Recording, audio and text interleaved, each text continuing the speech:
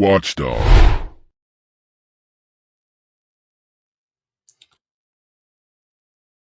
Good morning, good afternoon, and good evening, the world of YouTube. How are we all doing on this glorious evening? I want to talk about a couple of things.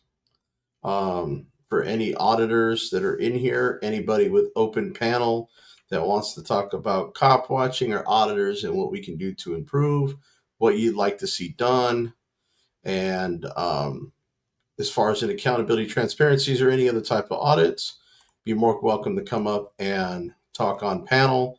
I will not be addressing any other stuff, nor any specific types of drama or anything tonight. So I am going to put this in there and pin it. Now, to keep in mind, if you are talking about anything other than auditing on this panel, you will not be able to come up. So I'm going to keep it very specific tonight. I'm just trying to see at least the people we have here in the chat. Keebler, what's going on? Keebler is one that I wouldn't mind you coming up, talking about auditing, what to audit, types of audits, clicks, likes. Obviously some people are in it for the clicks, likes, and views. Some people aren't, but a true auditor, and I feel is about change and accountability. And I'd like to see if anybody would discuss any other types of audits they'd like to see from me this year. I've got a pretty unique style. It's fairly clean. Get that off there. I mean, I might be able to show a video or two. I really didn't want to show videos tonight. I really kind of wanted to have an open panel discussion about this, because we do have some people out there that just are in it for the clicks, likes, and views, or in it for the grifting, or in it to for the drama, and they haven't really done anything about accountability or transparency. And I'm not talking about anybody in specific. I mean, there's a lot of people out there that claim to be auditors, cop watchers, activists in the 1A community that I haven't seen any change or any progression on. It's the same stagnant channel from the last 2 years, 3 years, 4 years, 5 years, 6 years. And I got you, Keever. I got you.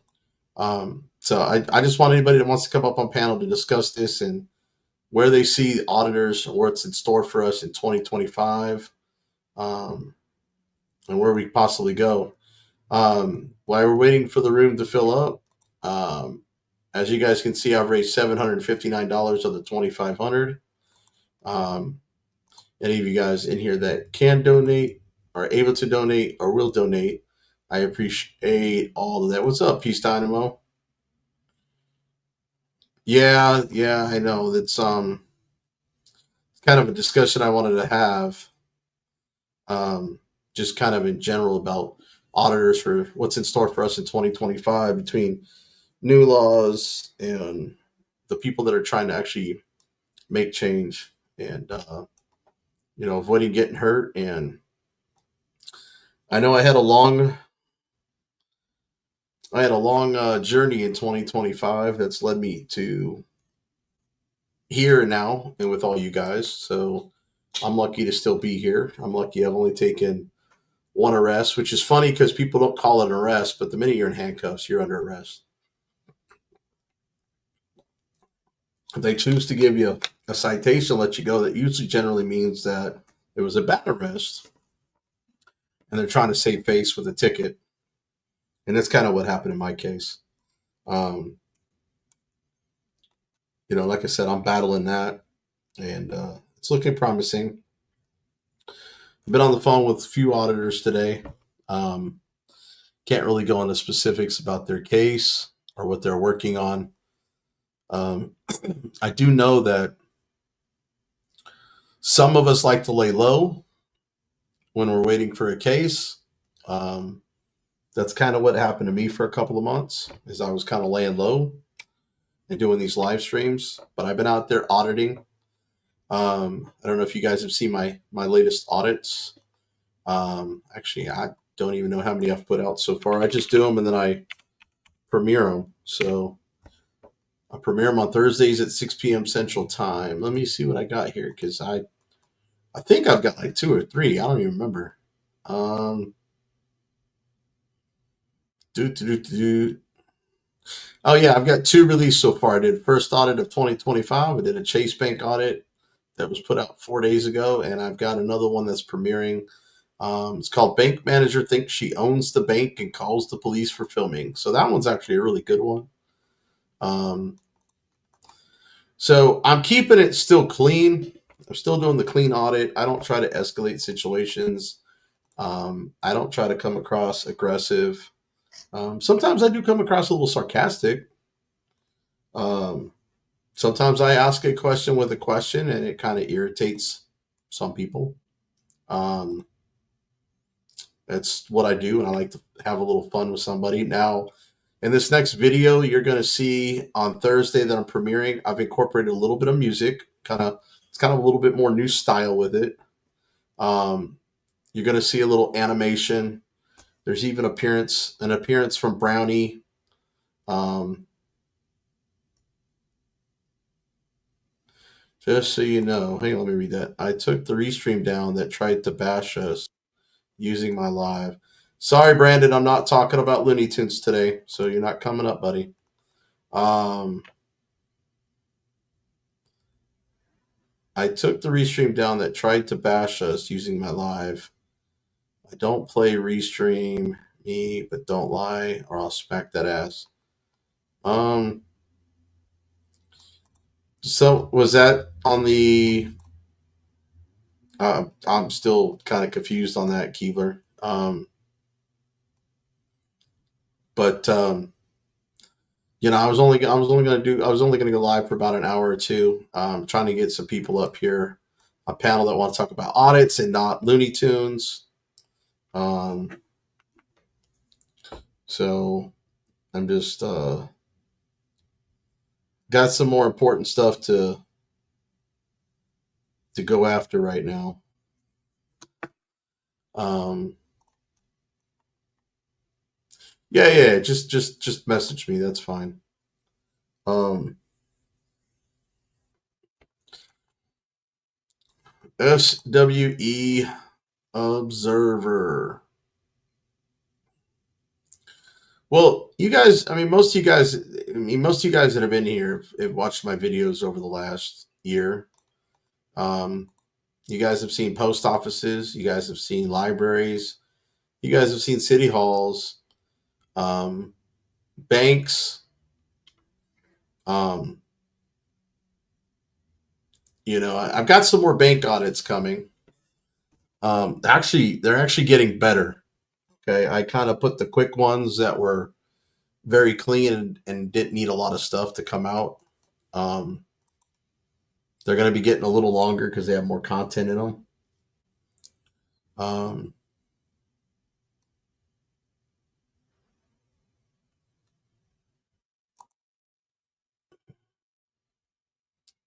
well, Dodd, um, that's great. That's fantastic. Um, my channel's not big enough to really cover stuff like that. I'm trying to grow the channel as much as I can right now. Now, Riverside County, who you need to reach out to is Riverside Accountability, bro. He just got out of jail. He's been inside that county jail for the last year or so. That's who you need to reach out to. Um, I'm doing these audits in the Fort Worth area right now. Um, I'm actually considering venturing out to the Dallas County side, and here this year at the probably next probably the next 3 to 6 months. Um, but You know, put in the comment section what kind of audits you guys like to see, since you guys don't want to. Yeah, I don't know him that well, man. Only been following him for about about time he went to jail is when I started following him.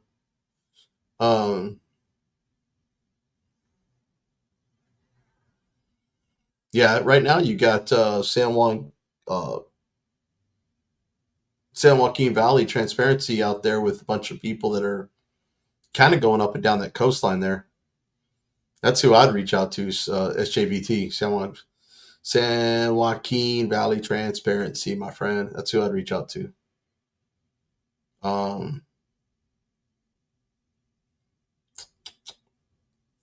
Do me a favor, put in the comment section what kind of audits you guys prefer or what you like to see. Give me some feedback. I kind of really want to know what you guys like, so I can kind of try to tailor it a little bit so you guys are interested in watching the videos out there. You know, I don't want to just go do everything that I want to go do. I got to start challenging myself more this year. With me, I've always talked about transparency and accountability and following through with lawsuits and complaints. 24, you guys have seen me follow through with my complaints. Never had anything that really warranted of a lawsuit till recent.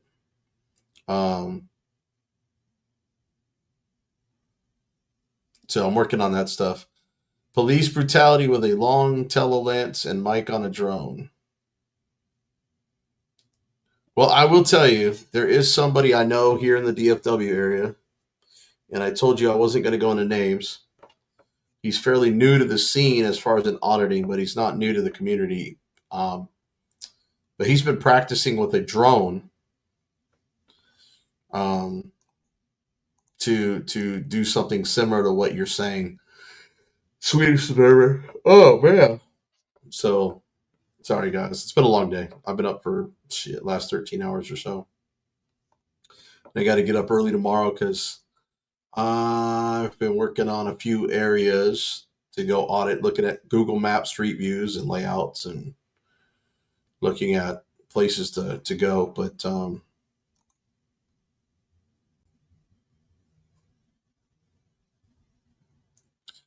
an auditor just got arrested in Nevada for recording a police officer using the phone while sitting in the car with his window open.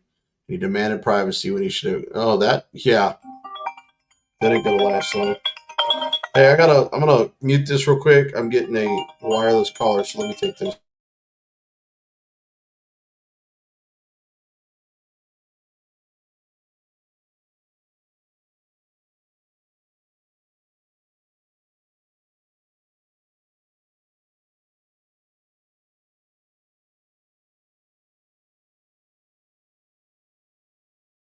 You're having more problems with the police again?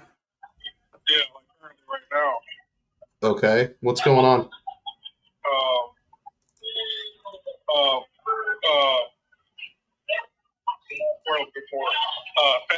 Family violence or whatnot. Are they at the house right now? Yeah. Okay, who are they talking to? My mom and whoever else is over there. Who called the cops? She did. Okay, what's going on? Well, she originally called them to help remove 2 girls from the house. It's been acting foul pretty much, disobedient and everything like that. Called them because they also ran away, so she called them in as runaways. Not too long ago, she had an officer come out there, and he was pretty much talking to them. Okay, the 2 girls that she's trying to remove from the house, are they family members? Yeah. Okay. Do they live there? Yeah, but the thing is, they said that the police is trying to pretty much shift things on her, even though she's the one who's wrong. Okay, well then just tell her to invoke her Fifth Amendment right to remain silent and keep the camera on the cops. Okay. Tell them she's not going to cooperate with them anymore. They just because they're going to try to take whatever you say and twist it around on her. So you need to just invoke your Fifth Amendment right to remain silent and not say another word and keep your camera on them. Okay. Because if you talk, they're going to try to use that and arrest somebody. Right. Okay, let me call it back real quick. Make sure you turn your camera on and film everything that's going on, dude. All right. All right, more cameras will scare those cops out of there. All right. So everybody needs to turn their phones on and film. Yeah. All right, call me back. Let me know what's up. All right. All right, bye. Sorry about that, guys. No, Shaka, I am not an attorney. I'm just an advocate and activist for some people. I've been helping this guy for a while. There's some things going on. I've got some video and stuff, so that's why I told him to film it and just invoke rights, because now they're trying to turn it on the caller. They're trying to turn it around on the caller. So when they start trying to turn shit around, you just invoke your Fifth Amendment right to remain silent. No, it never does any good to call the cops or talk to the cops. So you guys can see clearly right there. His mom called the cops about removing 2 family members from the home because of whatever's going on, and now they're trying to turn it around on the mom. So I'm telling you guys, don't ever talk to the cops. That's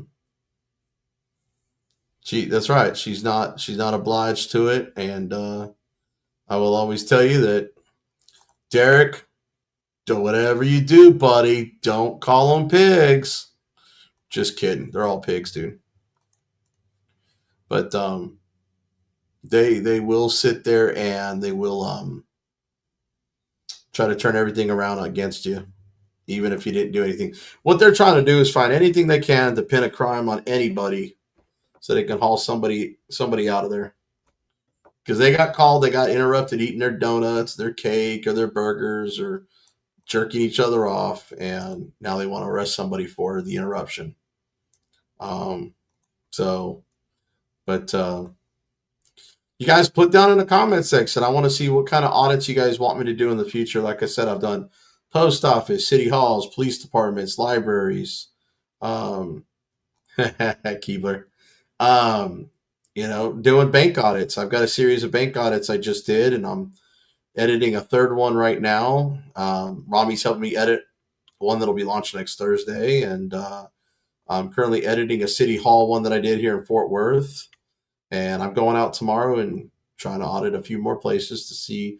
Just trying to make sure I can audit any government. I audit the cops when the cops get called on me, because I go out and film those banks, man. And right now I'm kind of hitting every side of Fort Worth to see if I can get one of these Fort Worth pigs to take the bait. It's so far they've seen it coming, but you're going to hit one of these rookies that, or one of these people that just don't care, that are just truly, truly, truly, truly bad pigs that are going to end up. I will say they did show up and arrest some guys that assaulted my niece. Well, I don't condone violence, and if a guy hits a woman, you either can take care of yourself or you call the police. It just does no good. A lot of times cops will try to turn it around on the caller. Just depends on the situation. Best thing you can always do is try to get some film stuff. Sci-Fi by Alan Crowley. Keep up the good work. More in Fort Worth. Well, Sci-Fi by Alan. What town do you work on, dude? Yeah, Shaka. It's okay to call them if you need them. But dude, if you can work out whatever differences you have, it hasn't gotten violent, don't call them, because they're going to try to take someone to jail.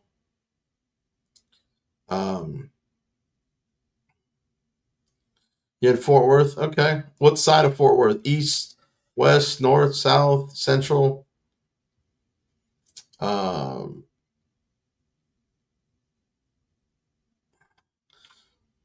Well, Derek, there is a fine line between suspicious,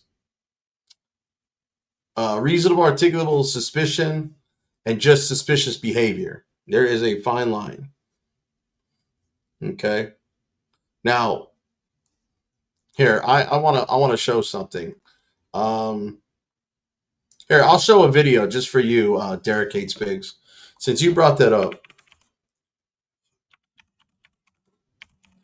I wasn't going to show any videos, but let me show you this one that I watched earlier today. Okay, this is brought to us by Kansas City Accountability.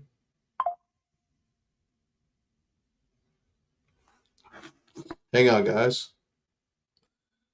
Hey, Gloria. Gloria must be in here because Gloria Adkins, I just got a $20 Cash App donation, so thank you. Gloria's in here hiding somewhere. I haven't seen her name, but I know she's in here. I want to show you. So Derek Hates Pigs, you brought up a good question, about banks are risky only because of the similarity to Terry v. Ohio, and they lost in that case. Well, here's the problem. Okay. So this right here,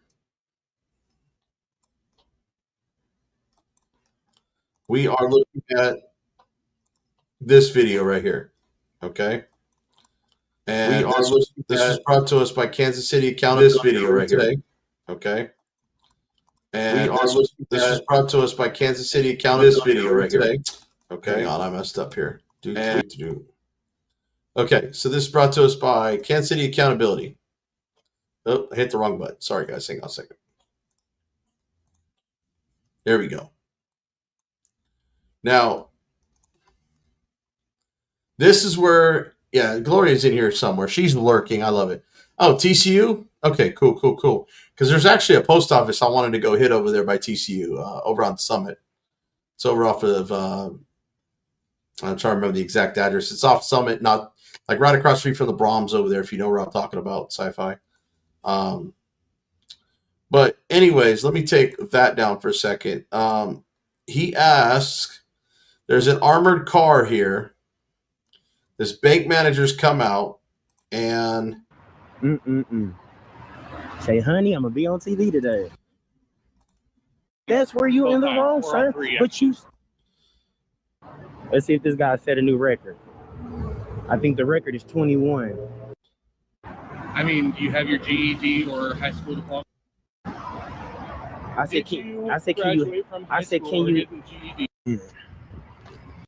He got cameras pointing at us. Absolutely. He's on the run and the door opened twice. Is that you left the door open twice? All I got is a camera. Yeah, You are now causing an issue with some of our vendors. Sir, you are now causing an issue with our vendors. I am asking your vendor came and talked to me. He told you to go back in there. He asked you to go back in there. Your vendor told you to get out of there. You're dismissed. Y'all came to me. I'm on the sidewalk. They just gonna leave. Start causing an issue. What I'm doing is you want to know something else? What's up? Actually, you can if you are disrupting. 4 minutes. He gonna break the record. He gonna be the new. Once you answer the question, I'll answer your question. Of course I can. I said, can you? Gloria, thanks for the $20 PayPal donation. I got it. I knew you were lurking around there somewhere. I'm not going to answer your simple question. I asked first. Okay. Oh man. So, just so you guys know, Kansas City Accountability asks where the vault is. Is it climate controlled? Are the vents big enough to put somebody in it? What's up, friends and co? Jim, what's going on? So, to answer your question, Derek, when you're pointing a camera at a bank, it is not a crime. It's not even reasonable suspicion of a crime. Okay? You can't just assume that someone's casing a joint by filming a building. Okay? That's not enough for reasonable articulable suspicion. Okay? Like, I've got one of my videos where I got the lady she gets on the phone and goes, we're not being robbed, but this guy is out here acting suspicious, filming the bank. And he's asking about our cameras. Well, okay. That's still not reasonable articulable suspicion. Now, if I start asking about their bank vault, climate control, their ventilation system, and start asking some really odd questions, then there is enough at that point for reasonable articulable suspicion. Okay? And you got to be careful, because then you start to, what's up, James Forbes? Because then you start to fall into a possible federal crime, not just a state crime or a local crime. Okay, so you do have to be careful with what you do say. That could possibly lead into suspicion of a crime. But simply pointing a camera at a building from a public sidewalk is not reasonable articulable suspicion. Now, Derek, you say, I know, but the pig doesn't. They always use it as an excuse. And guess what? That's where your internal affairs complaint comes into, your criminal complaints against the officers, and a civil lawsuit comes in against the officer. So they need to know what truly is reasonable articulable suspicion of a crime. And you also need to get educated yourself on how to deal with the situation as it arises. Now, Kansas City accountability, although I agree with his style, I don't agree with some of the questions that he's throwing out there. Because it could lead to reasonable articulable suspicion. Do me a favor. I want to everybody who's seen my video from Thursday, I want everybody to do me a favor and put a 1 in the comment section if you've already seen last Thursday's video. Daddy Elo, Trump DOJ shut down the Civil Rights Division. No more federal against Leo Attenti. Yeah, that's not accurate.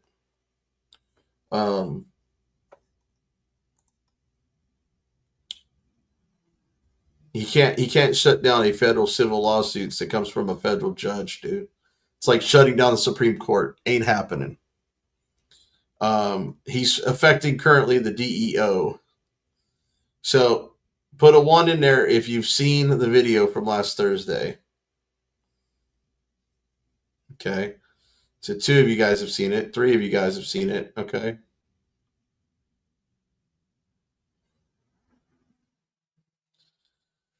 Now, the only reason I bring this up is because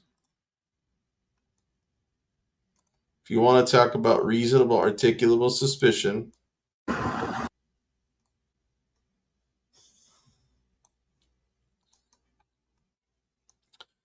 Sci-Fi missed it. Aunt Bo missed it. Okay. Well, here, it's only 9 minutes and 42 seconds. I'll play it for you guys.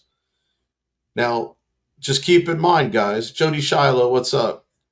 You guys got to remember, reasonable articulable suspicion doesn't mean somebody called in and said you're acting suspicious. They actually have to be able to articulate suspicion of a actual specific crime. Okay? So this cop's going to ask me in this video, if I'm trying to get a rise out, but before anything can get started, I'm currently dispelling anything malicious going on here. Okay, so watch actually. Bingo.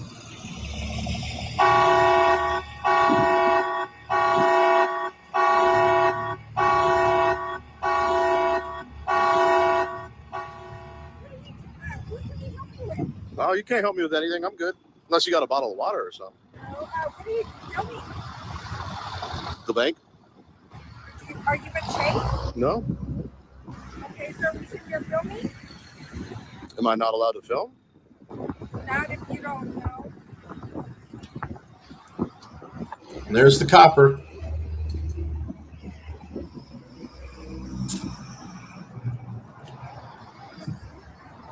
Did you guys call these armed men with guns to come look at me or something? No, we're just wondering why you're out here filming. Our customers are concerned. I don't have a right to public photography. I'm not on your property. Purpose or work order or something? Officer, do I not have the right to film in public? And I'm not on their property, correct? Because I've done a GIS survey. So is there any laws that I'm breaking? Are you just trying to get a reaction out of somebody? No, sir. I'm an independent. Okay, so right there, you heard it, right? Are you trying to get a rise out of somebody? Because what he's trying to do is try to get reasonable, articulable suspicion of a specific crime to detain me for further investigation. That's why he asked me if I was trying to get a rise out of it, because then he tried to get a rise like a falsifying some sort of falsifying an alarm or a false alarm or something like that. It's what he could peg me for right there if I answered that question.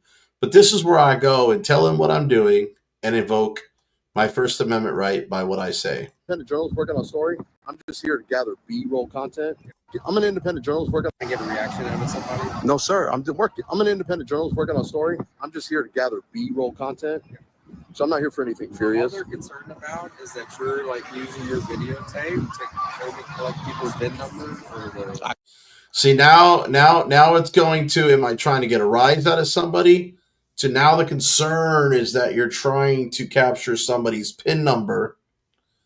And see, now he's trying to narrow in on another crime because he doesn't have anything right now. I can't get anything from this phone on that far away. I'm just getting B-roll footage, officer. What's B-roll footage? Just people coming and going. What's up, our guy? And I started over there on the sidewalk, worked my way around. I still haven't even finished my assignment yet. We do have some customers that are concerned about him being out here, though. Concerned are feelings, though, ma'am. They're not rights. Would you like to talk to her? I'm not going to go anywhere. All right, he does have the right to be out here in a public place to film. Right, like I said, if your people are concerned, then that's what they need. They have to protect their privacy. Okay? Right. But what he's doing is not illegal. Okay, let me get the manager real quick.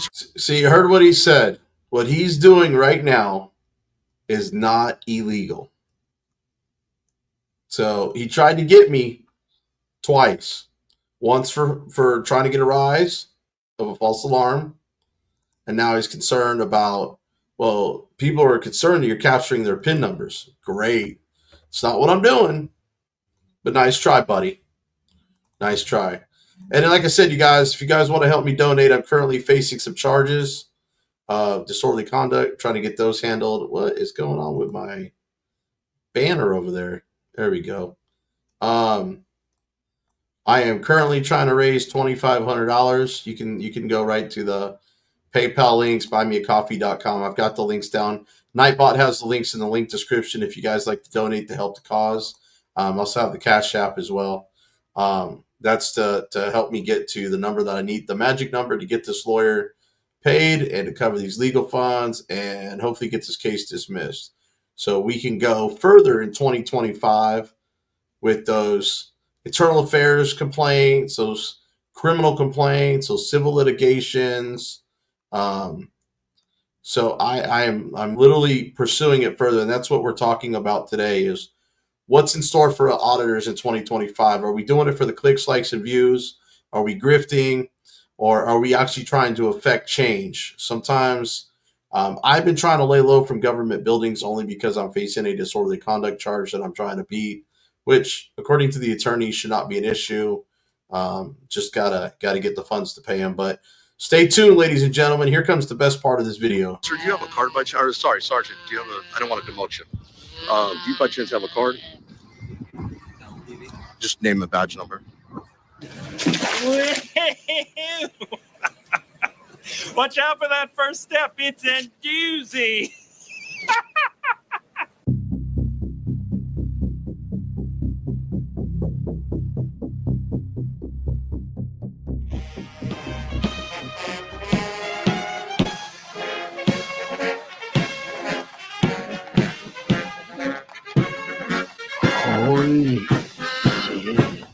Sergeant Oliver. I thought you handled that very well. So, no, I'm not out here to get a reaction. I'm just getting some B-roll content. I started over there on the sidewalk. I've only no, I understand it may what it may look like, but I haven't even spoken to anybody, so there should be no reason for an alarm. You know, I've been out here for about, I don't know, maybe 40 minutes, and I've only made my way from there. And as you know, are you familiar with public photography? So you know when you're gathering B-roll content. So you see what I did is I flipped him and started asking him questions like, do you know anything about public photography? I mean, the guy's trying to say yes, but he's just clueless. So you just let the camera roll and let time lapse and things like that. But it's a story on the. Is there a point to the B-roll content, or is there like what's the story behind it? I'm interested.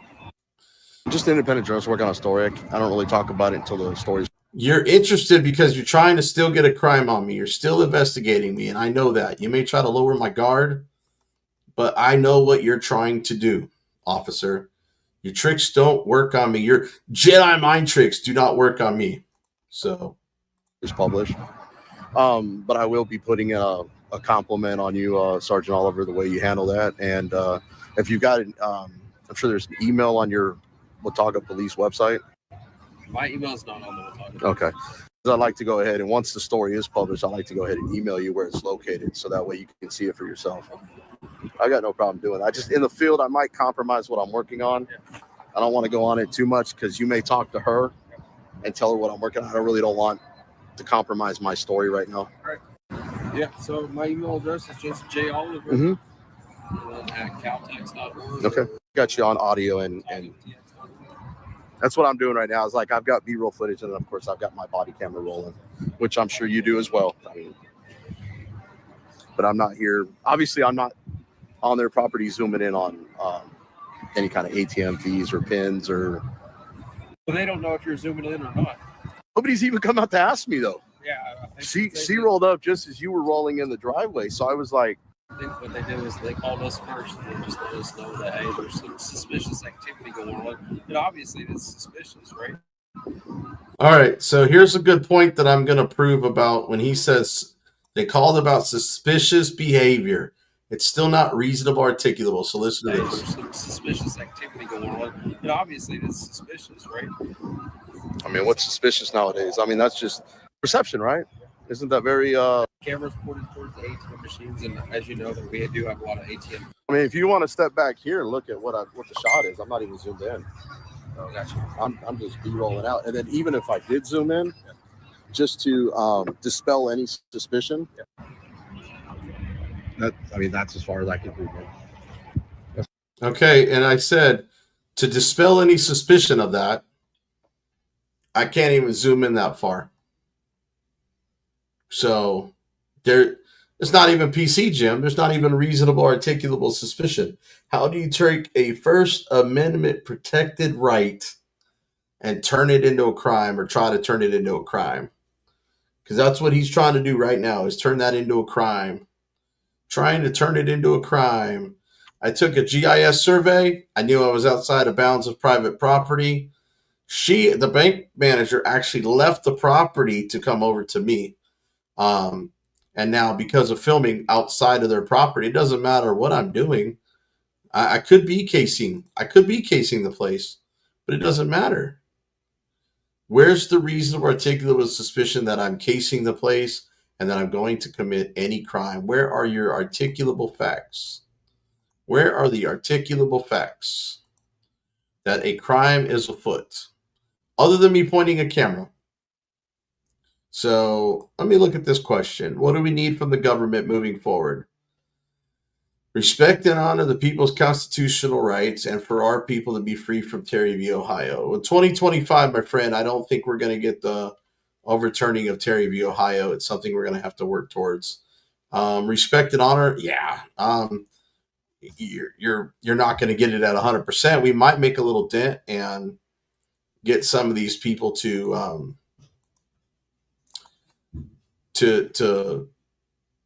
maybe be respectful of our rights a little bit more. But we also need to change the way we approach the police. Yelling and screaming at people for likes, clicks, and views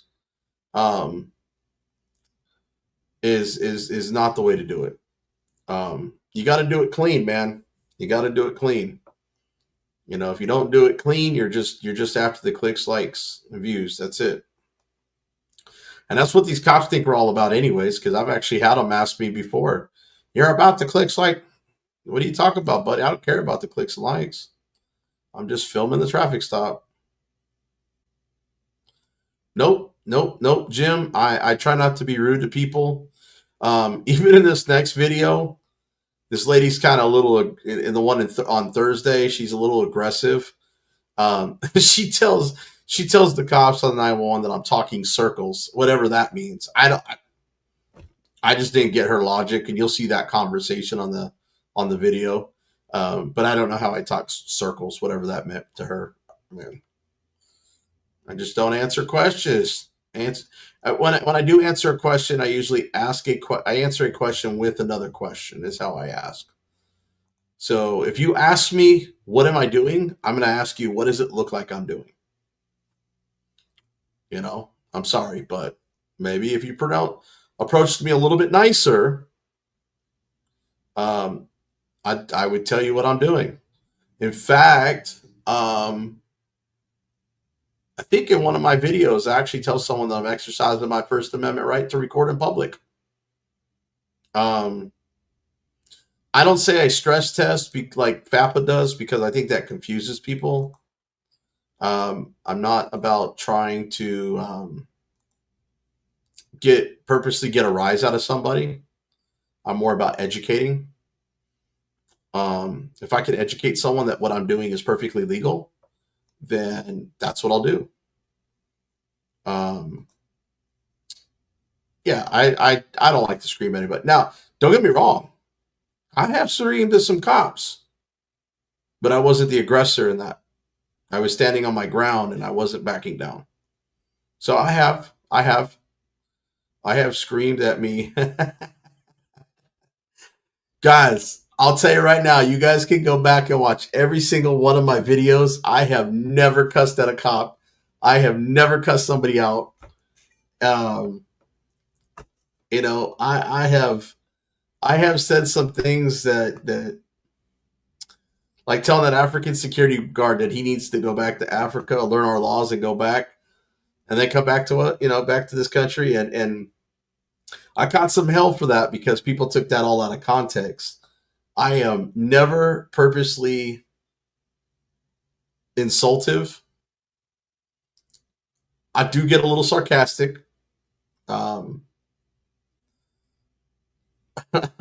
I get angry, I do get very sarcastic. So it becomes more of a comedy show than anything. HGO, what you guys don't realize is when I'm on this camera, even when I'm in the field, I know I'm on camera and audio, so I'm trying to watch what I'm saying and watch what I do. I'm consciously more aware of it.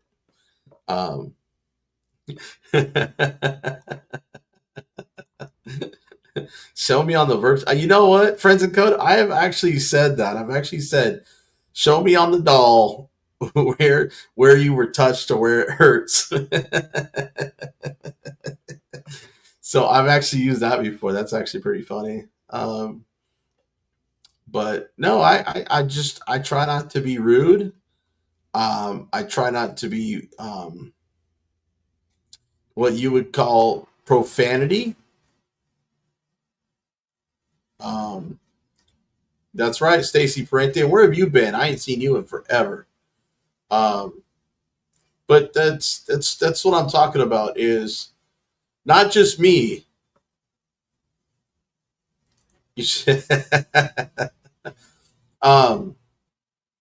But when let's see, I'm gonna play the rest. That's why I'm not on their property. You're trying to do anything. And if somebody was trying to do anything nefarious, do you think it'd be this obvious? I mean, come on.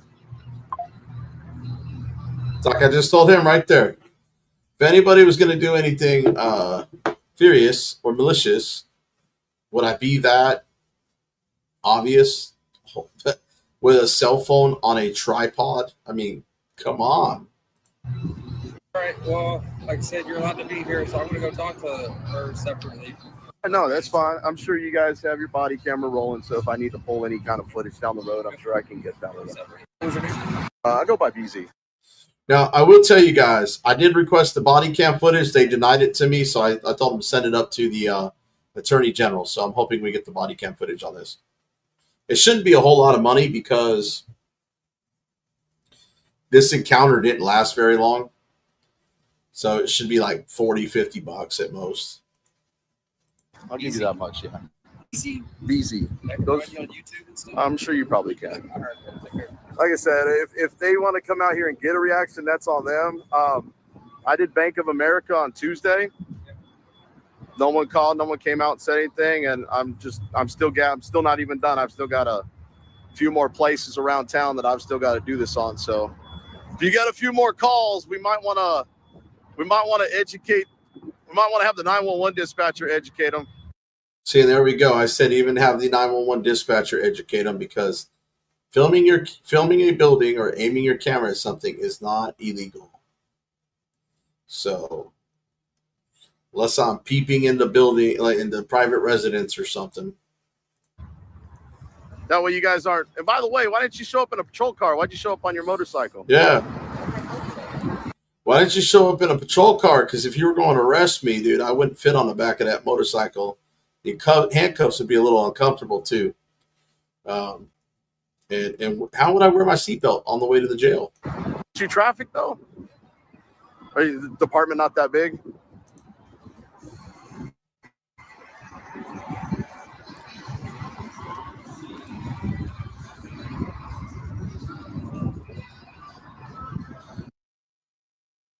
You're going to see that in not this week's video, but next week's video, Jim, because the dispatcher actually tries to solicit a trespass without verifying that I'm even on someone's property.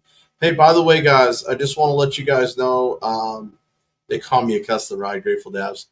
Like I said, guys, I'm getting closer to the dollar amount that I need for the lawyer at $759. We're almost to that $1,000 mark. So again, look at Nightbot. Nightbot has all the donation links in the chat. If you can donate, anybody that wants to come up and talk about what's in for us auditors, instead of just being screaming at the cops, in it for the clicks, likes, and views. What would you like? What would you like to see me audit next? What would you guys like to see as far as in what auditors can do, the next step that auditors and cop watchers can do as far as in filing complaints, criminal complaints, internal affairs complaints, civil litigation, going pro se and filing lawsuits. You guys let me know what you guys think of, what you want me to, what you want to see from me and what you want me to do, and address your concerns about other auditors, what you'd like to see from them, and what we can do to progress. I'm always about learning. I'm always about educating. And I'm always about progressing. That's why you guys got to make sure you guys watch my videos. If you think someone can benefit from one of my videos, do me a favor, send them the link, have them watch it. Tell them to hit that like button and drop the comment down below that you sent them. Helps the algorithm. I'd like to get the word to get out. Clean audits, because the way I do them are so clean, is if a regular person like yourselves were able to walk in and film something, you guys would know what your constitutional rights are. Activists are supposed to push the limits. I'm not saying that I'm not within my right to cuss out these cops. I just have a different way of doing it. The way I do it is I will show you respect as long as you show me respect. The minute you cross that threshold and you start becoming the pig that they are, you're gonna get the dog. BZ watchdog. You're gonna get bit. You're gonna get a lot of bark, but you're gonna get bit by the watchdog. On top of that, you're gonna have a pissed off Marine on your ass, because I will dig for your disciplinary records. I'll be filing complaints. And I will be holding you accountable for being an unprofessional pig. That's just what I plan on doing going further. And like I said, there's a difference between reasonable, articulable suspicion when you're doing these bank audits. You know, it's like, let's see if I can find a video on reasonable, articulable suspicion. Okay, let's see if I got one here. So here we go. This is going to be explained from a prosecutor. So let's check this video out. Hello, everybody. I'm Eric Scranlin, and this is the Tactical In-Service Podcast, a podcast for law enforcement. In this podcast, I discuss legal strategies and topics to help you stay up on the law. In this very first episode, episode 1, I'm going to get back to the basics. I'm going to talk a little bit about reasonable suspicion today. Why reasonable suspicion? Well, as a prosecutor, one of the most common issues that I dealt with was suppression motions where the issue was, did reasonable suspicion exist to support the traffic stop or the detention? In the civil field, it's a very common attack from plaintiff's counsel, and it's a very common issue in Section 1983 liability cases. So very important stuff to know. Even though it seems pretty straightforward with reasonable suspicion, this is something that you use as an officer in your daily job all the time. It's actually very complex. And what I'm going to talk about a little bit here today, I'm going to talk about some United States Supreme Court cases. The courts have not even really truly been able to define it. In fact, they refuse to, as they say, put it into a neat set of rules and guidelines because of the vagueness of reasonable suspicion and the way that our courts define it. It can create some confusion. So what I'm going to talk about today is something that I've put together as a prosecutor over years and years of doing suppression motions, researching the case law. It's kind of a 3-step guide, a methodology. Now, I don't expect you as an officer to be out on patrol and kind of like, oh, check 1, check 2. This is more of what I preach about. Every battle is won before it's fought, meaning that you have to be prepared for these situations mentally. And this is a methodology that you can use as you approach any situation that you get into. So I'm going to give you that today in this episode. But before I get started, make sure you subscribe to the podcast. This is a brand new podcast. This is episode 1. And one of the things that I really want to do with this podcast is whenever a new case comes out, a United States Supreme Court case, a big federal court of appeals case for my New Mexico officers, New Mexico Supreme Court or Court of Appeals decisions, I'm going to break it down and I'm going to get on here and I'm going to do an episode on it so I can give you everything you need to know about that case. So make sure you subscribe to the podcast on whatever app you use to listen to podcasts, and also subscribe if you're watching this on YouTube to the YouTube channel so you get the notifications when a new episode comes out. In here, I'm just going to walk through my 3-step approach and a little bit of background. If you're listening on the podcast and you want to see the PowerPoint, just jump over to the YouTube channel, Tactical Attorney. It'll be there. You can also go to my website, tacticalattorney.com, to get all these resources for free. So, okay, let's talk about reasonable suspicion. Essentially, we're going to jump right into where it all kind of started, which is Terry v. Ohio. So let's kind of get into the basics of what we're talking about here. What I'm talking about here is the investigatory stop. Okay, so this is your typical patrol officer turning the lights on, making a traffic stop. Or if you see, someone walking down the road that's potentially engaged in activity, turning on the lights, stopping them. It's a detention. Under a detention, the Fourth Amendment applies, and you know that you need to have a warrant or an exception to the warrant requirement. Okay, so today we're going to be talking about reasonable suspicion, an exception to the warrant requirement. What Terry versus Ohio tells us is that these investigatory stops occur when an officer briefly detains and investigates a person based on reasonable suspicion of criminal activity. Okay, so, what are the courts talking about here? How do you define reasonable suspicion? And what we find from the courts is we get tests and we get factors to look at, but the courts have admitted that it's difficult to define. In fact, in a famous United States Supreme Court case, Ornelas versus United States, the site's 517 U.S. 690 from 1996, the courts come out and say it. They say articulating precisely what reasonable suspicion and probable cause mean is not possible. What? Really? Yeah.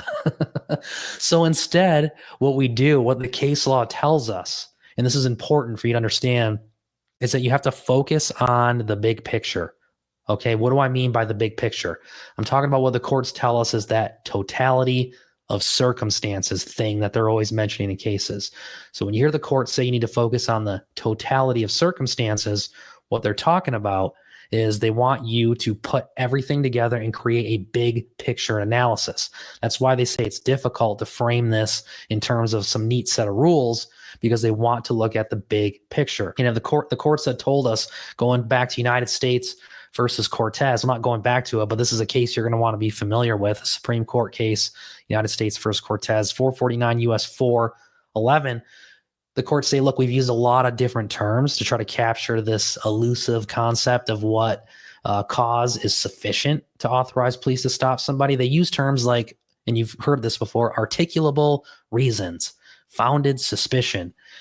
And they say these are not self-defining, and they're not going to provide clear guidance on what this means. It just depends on the situation. Instead, the courts tell us, and this is big, that the essence of all that's been written in all the case law is that that's what you must. Is that when they're looking to create that big picture? Well, there's three specific things that they're looking for. First of all, they're looking for specific facts, not vague things. I'm going to talk about this in a minute. Not the defendant was behaving in a suspicious manner. That's a conclusion. You need to be specific on the facts. Yep. Okay.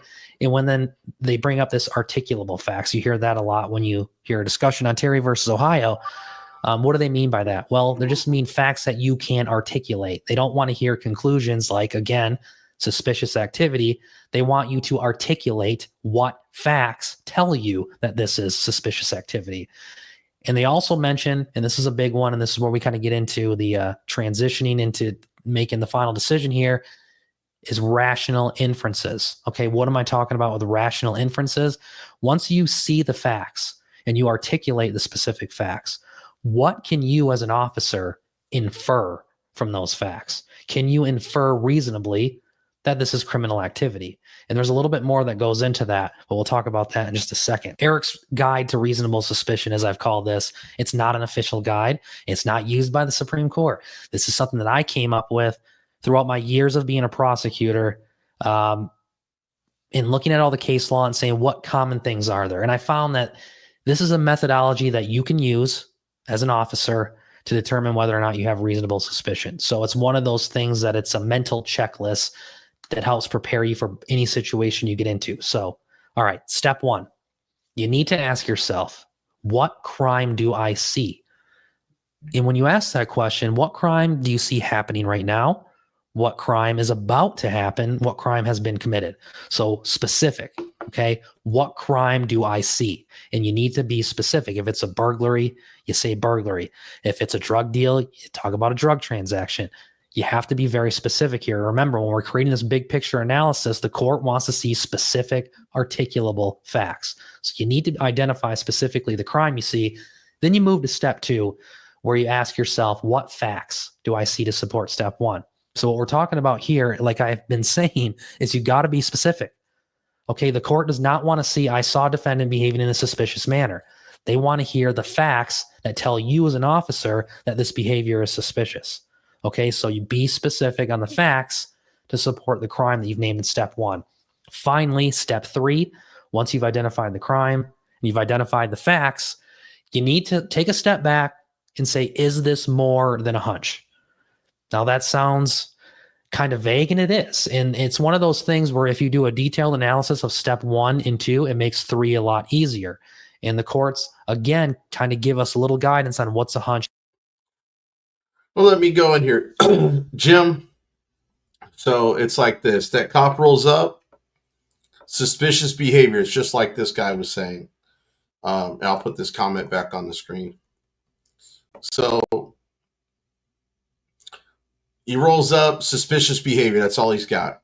Suspicion with a guy filming, which is protected by the First Amendment. So it's possible that I'm casing the place for burglary. I'm trying to get a rise out of somebody, which commit a false, like a panic or a false alarm. Or I could be trying to get somebody's PIN number, which I don't know what you can do with somebody's PIN number without the card itself. So I just spelled that cop in that video on any of that. So he didn't even have any facts to step. It could be a hunch. It could be a hunch that I'm doing a First Amendment audit. It could be a hunch that maybe I'm casing the place to commit a robbery. But there is no crime committed. So that guy didn't have any RAS. Now, if I'm asking questions like KCA does about the vault location, the blueprints, what they do, all these other questions, that could be enough. It could be enough for reasonable articulable suspicion. Could be. But it's going to have to be that cop's going to have to question, because other than that, it's a he said, she said thing. So, like I said, guys, don't forget to drop those super chats or PayPal or Cash App, Venmo, and all that good stuff. I've got those links at Nightbot. So, so the bank audit, okay? The bank audits I've been doing, a cop can't get any of this off of me. I don't give them anything. I don't give them anything that would even come close to, first off, step 1 or step 2. So, being in a post office could be disorderly conduct, depending on the facts and the statements of witnesses and complainants. Trespassing, you're still there. They show up. They can detain you to investigate. But, again, these cops aren't educated on, they think just because someone wants you trespass, that they can just trespass you. But, that's important. That's why it's important to educate the police, because they're just not educated. And what's not. And there's a couple things I'm going to talk about here in a minute that may help with that. Down. Identify the crime. Be specific with the crime. Be specific with the facts that support it. Then take a step back and say, is this more than a gut feeling? Or can I make rational inferences that lead to the conclusion that there may be criminal activity afoot?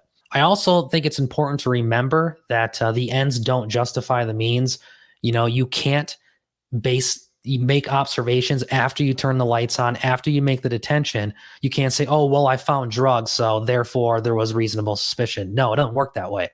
You need to have the crime identified, the facts, and the inferences before the lights go on. You don't get to use what you found to buff up the reasonable suspicion. It's got to exist before the lights turn on. And again, I can't mention this enough, because as a prosecutor, one of the red flags that I saw that would always trigger emotion and would always come back to haunt the officer during the hearing, because he would get crossed on this, he or she would get crossed on this by the defense attorney, is things like, I responded in reference to a suspicious person call.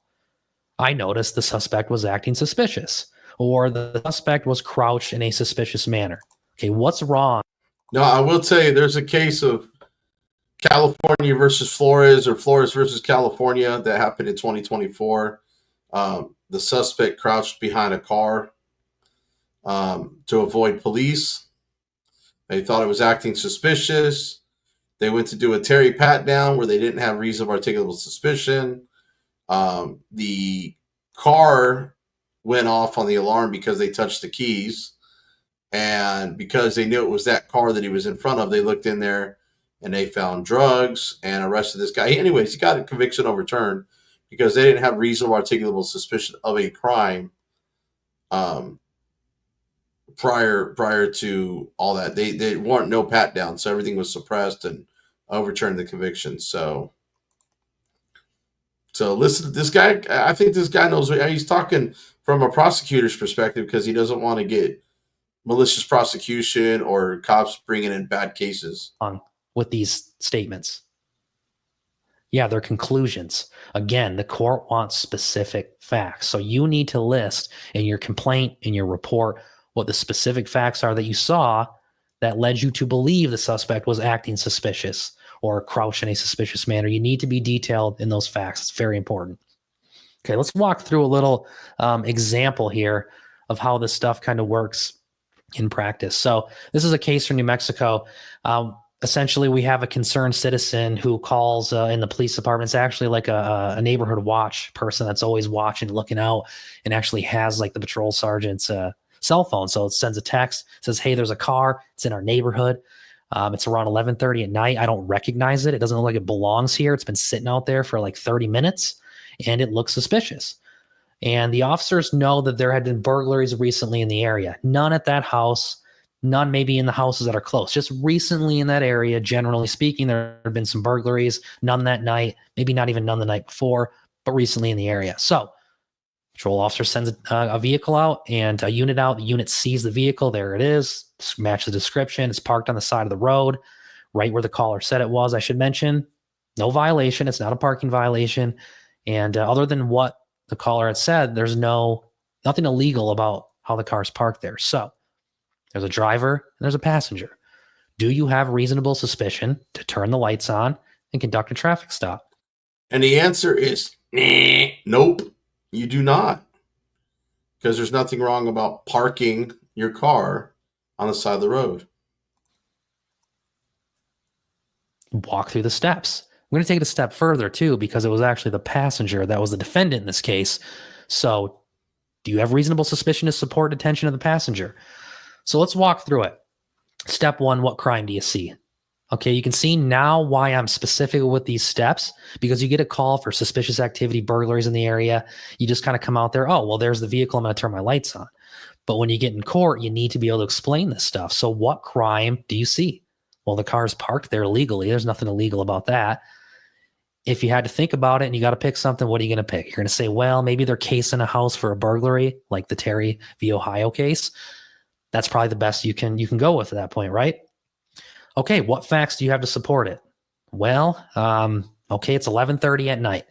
They've been parked on the side of the road for 30 minutes, and there have been burglaries in that area. Okay, so you've identified a crime. You have identified some facts, but let's go to step 3. Is this more than a hunch? Okay, this is where it becomes a little tricky. You need to go back and you need to look at your facts, and you need to look at some rational inferences. Can you really infer from the fact that a vehicle's parked on the side of the road, well, there's nothing illegal about doing that, that they're engaged in possibly about to commit a burglary on those facts alone? Probably not. You're right to be thinking that probably not. And of course, our courts in New Mexico told us in City of Roswell versus Hudson, 141 New Mexico 261, if you want to look the case up, that there was no reasonable suspicion to detain the passenger. They didn't address the driver because the driver wasn't arrested and charged with anything, so he didn't have a case. But probably the same would have applied here, because what happens is the officer goes to the vehicle, talks to the driver. The driver says, I live here. Looks at the driver's license. It's not the address. So the officer says, well, what the heck? Why are you lying? And then he says, well, actually, the passenger lives here. So the officer goes to the passenger, demands that the passenger hand over his ID. Side note, what do you have to demand someone turn over their ID? Reasonable articulable suspicion. You have reasonable suspicion. Yeah. The officer didn't. And the passenger refuses to turn over the ID, gets arrested under for failure to identify. City of Roswell's municipal ordinance of concealing ID. Yep. And the case goes up to our state Supreme Court. And our court says that the officer had no reasonable suspicion to detain the passenger based on these facts. They said the totality of circumstances, remember the big picture, failed to establish any reasonable, individualized suspicion that the defendant passenger was breaking or had broken any law when the officer demanded that the identification be turned over. So City of Roswell versus Hudson, this is an example where we go through step 1, step 2, step 3. You identify a crime. It's kind of vague, but you can identify it. You can identify some facts, but you get to step 3, and this is a generalized suspicion or a hunch. Those rational inferences just can't get you there.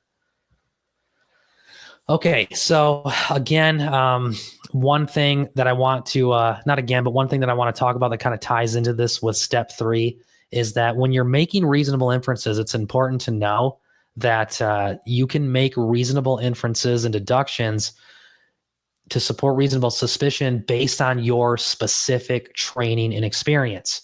Okay, take a look at United States versus our VZU, I think is how you say it. It's 534 US 266, 2002 case. Okay, this is a case that involved Border Patrol making a traffic stop on someone where the Border Patrol officer had specific knowledge of the area, the geography, and even though he didn't witness any traffic violations based on the area, the geography, and his training experience as a Border Patrol agent, the United States Supreme Court said that he could draw on that specific training experience to make rational inferences that would support the fact that this was smuggling, either human trafficking or drugs. Okay. But again, it cannot be based on hunches. So I'm going to talk a little bit more about that training experience, but for just came out called State versus 2020 New Mexico, where an officer that had specialized training in narcotics could rely on that training in order to make inferences about something that he saw. I'm going to do an episode 4 or 5. And so remember, you're creating a big picture analysis here. Once you've identified the crime and you're specific about it, go back and say, what facts do I see to support step 1? So what specific facts do you have to support the crime? Again, be specific, no conclusions. And then finally, take a step back. Is this more than a hunch? So what you're doing in this step is you're taking your facts and your crime and you're making rational inferences from those facts to tell you whether or not this is a hunch or if it actually is reasonable suspicion. And raised in Michigan, out in the Scarians live rational inference. You need to. I'm going to dive in and make sure you may be in. If you apply this methodology to that approach, I think you'll be generally. Okay, so does everybody get the difference between a hunch, suspicion, and reasonable suspicion of a specific crime? I just want to make sure you guys all understand that. Because this bank audits, like I said, it's got to be more than a hunch.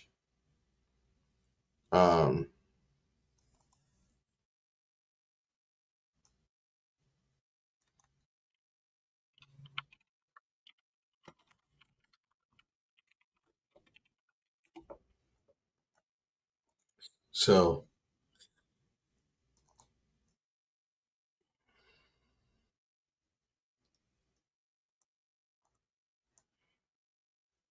anyways, guys, with this, I'm going to end the stream.